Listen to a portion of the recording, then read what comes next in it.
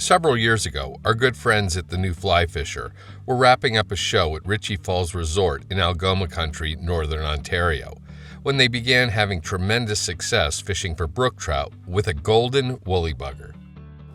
I changed to a gold fly. Oh, look at this, Bill. You ready to net him? He's right here beside the boat. It's a good fish. One last cast, literally the famous one last cast. And this came out of about 2 feet of water and smoked this fly. There we go. The fly they were using to catch these gorgeous brook trout looks something like this. Basically, a golden colored woolly bugger, but with relatively short hackle and a shiny gold body, tied on an extra long hook with a gold bead. The golden woolly bugger starts with a 6x long size 8 Lightning Strike ST5 streamer hook.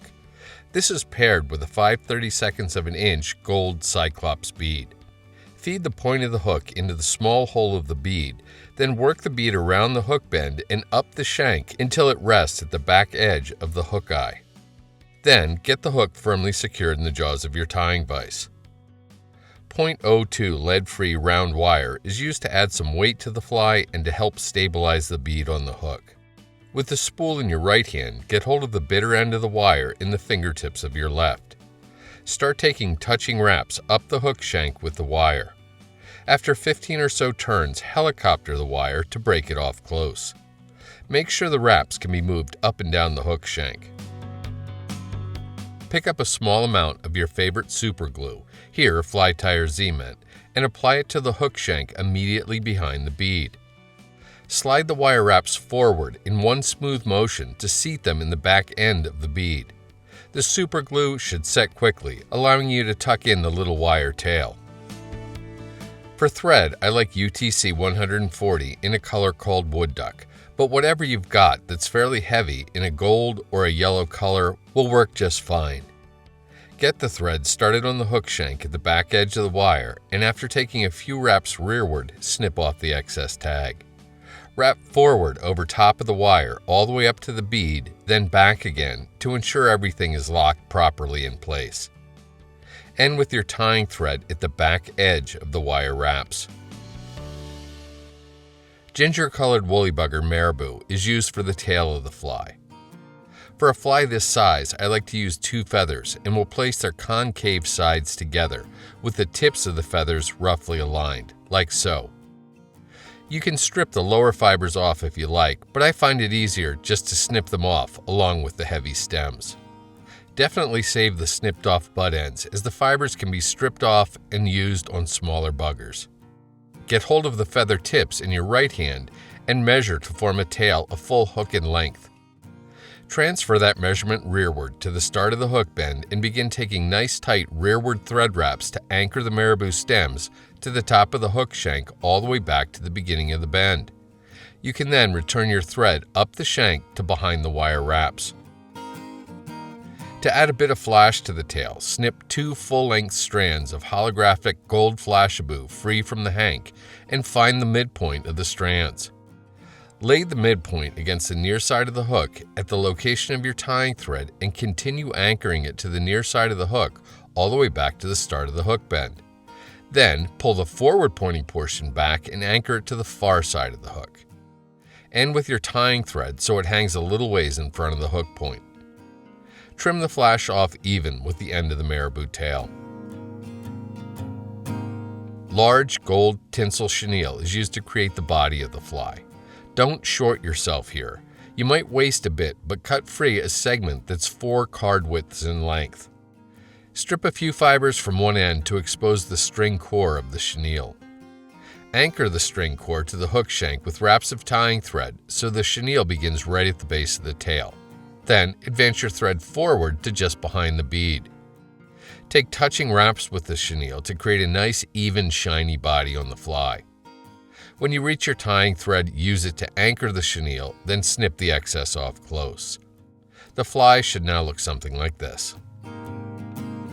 A single ginger-colored saddle hackle feather is used to hackle the fly. Snip the lower fuzzy part of the feather off, then create a nice small triangular-shaped tie-in anchor.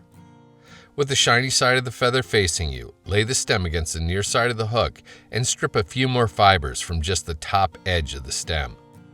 This will help the feather to wrap correctly. Bind the tie-in anchor to the near side of the hook behind the bead with tight wraps of tying thread, then bend the feather forward out over the hook eye to kind of get it out of the way. Give your bobbin a good clockwise spin as if you're looking down on it to cord up, thin, and strengthen your tying thread. With this done, begin making open spiral wraps down the hook shank, effectively counterwrapping the chenille body beneath as you go. End with your tying thread at the base of the tail.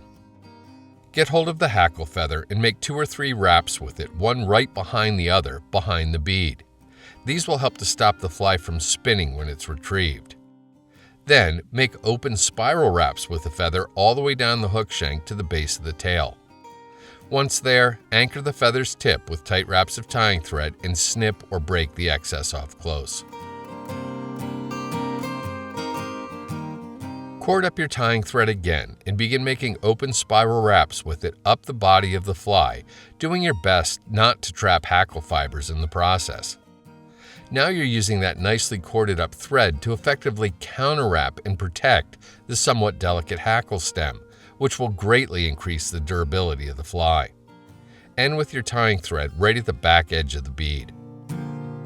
Pick up your whip finish tool and use it to do a 5 or 6 turn back to front whip finish, seat the knot well, and snip or cut your tying thread free. A drop of head cement applied to the exposed thread wraps at the back of the bead will ensure they won't come unraveled. Once the adhesive sinks in and dries, your golden woolly bugger is ready to fish. Both Colin McEwen and Bill Spicer from the new Fly Fisher show did well with this pattern up in Algoma country. Get fish on. All right. Watched him come out from that log. Nice fish. Well done, Bill. Yeah. Took a while to figure it out, but we figured it out. That would be an absolute stunning prize in a lot of states. Yep, Or even and the some purchase right there. isn't all that great, Hey, so I'm gonna... lift him in. I got him. Oh no, I got him. Good man.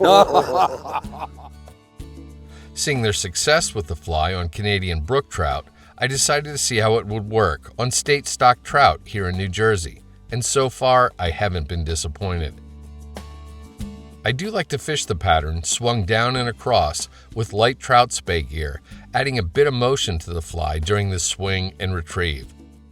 I feel the pattern does a remarkable job of imitating the abundant bait fish found in my local rivers, particularly juvenile suckers, which seem to be a favorite food for some of the larger trout.